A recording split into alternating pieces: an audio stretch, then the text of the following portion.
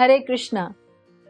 कुछ लोगों का प्रश्न कि घमंड, अहंकार, ईगो क्या है ये तो सबको पता है, लेकिन क्यों है और कैसे इससे बचें।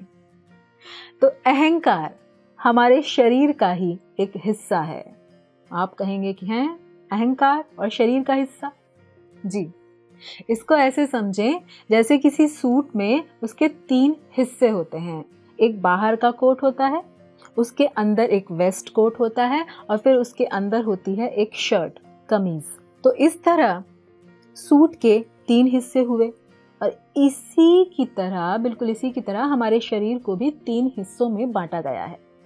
जैसा कि हम पहले भी अनेक बार इस बारे में बता चुके हैं कि हमारा ऊपर का ये जो शरीर है जो दिखता है, यानी बाहर का कोट, ये है स्थूल शरीर जो 5 भौतिक तत्वों से मिलकर बना है, जो है जल, अग्नि, भूमि, आकाश और वायु।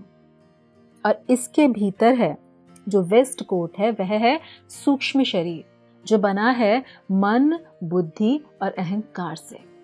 और उसके अंदर जो तीसरी चीज है, यानी वो शर्ट, वो कमीज, वो है आत्मा, यानी वास्तविक हम।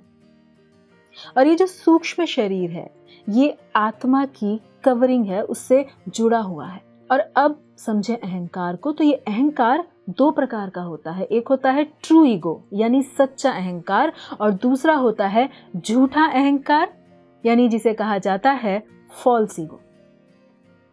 अब पहले अहंकार के अर्थ को जानें। तो अहंकार शब्द का अर्थ है अपनी सत्ता का बोध होना। तो जब हम फॉल्स ईगो यानी झूठे अहंकार में होते हैं, तब हम सोचते हैं कि हम ये शरीर हैं।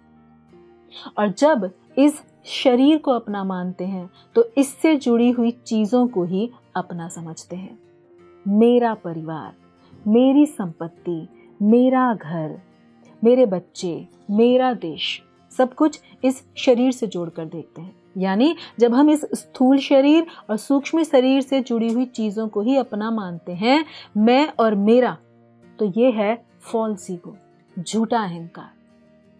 परंतु जब हम समझने लगते हैं कि हमारा वास्तविक स्वरूप है कि हम आत्मा हैं जो भगवान का अंश है, इस बारे में भगवत गीता में भगवान कहते हैं ममैव वांछो जीवलोके जीवभूतः सनातनः, कि हम सभी जीव, सृष्टि के सभी जीव जितने भी हैं, वे सभी भगवान के ही शाश्वत अंश हैं। तो जब हम इस भावना में रहते हैं और कार्य करते हैं, तब हम सच्चे अहंकार में रहते हैं।